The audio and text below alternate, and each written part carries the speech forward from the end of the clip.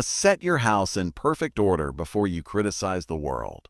Because before you try to fix everything outside you, you must face what's broken with. Peterson begins with a brutal truth. That much of human suffering is not random. It's compounded by our own neglect, our own resentment, our own refusal to take responsibility.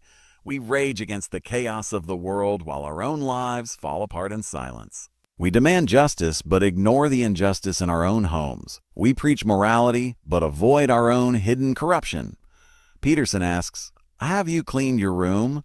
Have you put your own soul in order? Because if you haven't, your criticism of the world is built on sand. He points to people throughout history who became consumed by resentment, people who saw evil in everything except themselves, who sought to remake society but refused to face their own flaws. And every time, it ended in tragedy. Because when resentment replaces responsibility, destruction follows.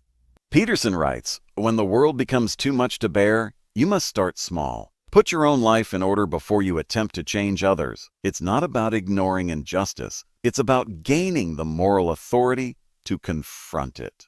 Imagine a man furious at the corruption of his government, but cruel to his family. A woman who condemns greed, but lives in bitterness and envy. A student who speaks of changing the system, but can't keep their own promises. Peterson argues that this hypocrisy, the distance between our ideals and our personal actions, is where much of human misery lives. Before you demand the world be honest with yourself. Before you fix the world's corruption, confront the deceit in your own life.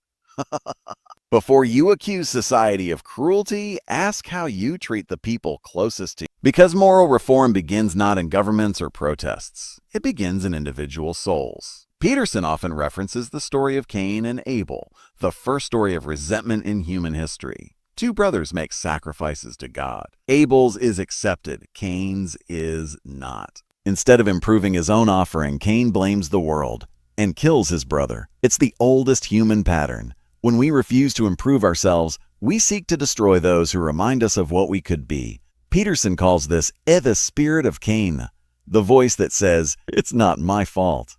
The world is corrupt. I've been wronged. But that voice left unchallenged becomes malevolence. It turns pain into hatred, and hatred into evil. Peterson saw this pattern in his clinical work. People whose lives had collapsed under the weight of tragedy, addiction, betrayal.